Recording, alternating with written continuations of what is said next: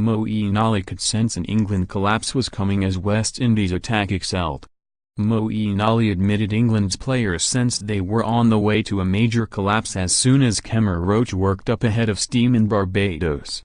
West Indian quick Roach conjured a sensational spell of fast bowling on day 2 of the first test, taking 5 for 17 as the tourists were rolled over for 77.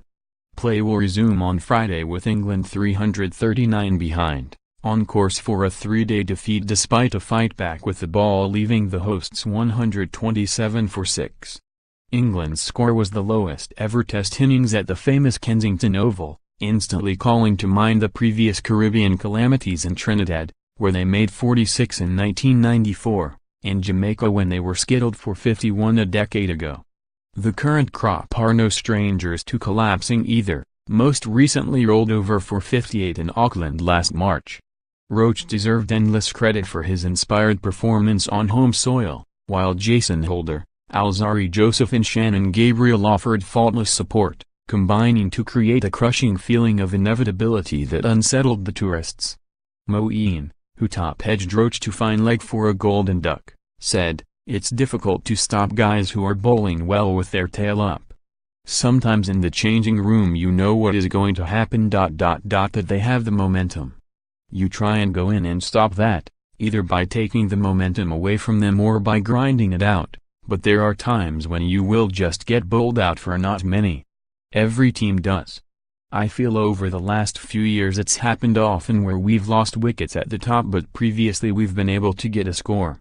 Captain Joe Root was lauded for his attacking approach during the 3-0 whitewash of Sri Lanka before Christmas, and Moeen confirmed the same instructions are still in place.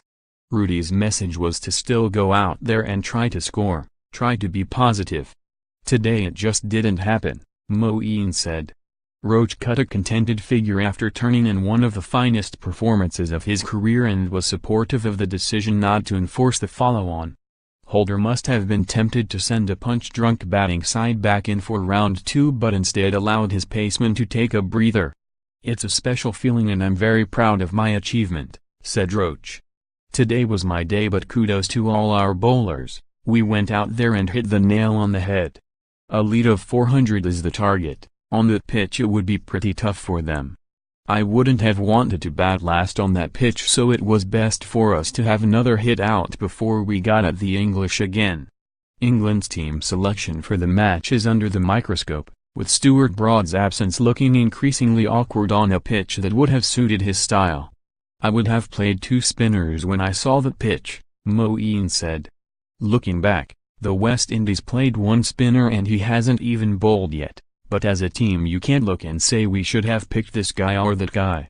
Broad was spared the grim viewing of England's batting, with he and Chris Woakes not present at the stadium after being given a day off.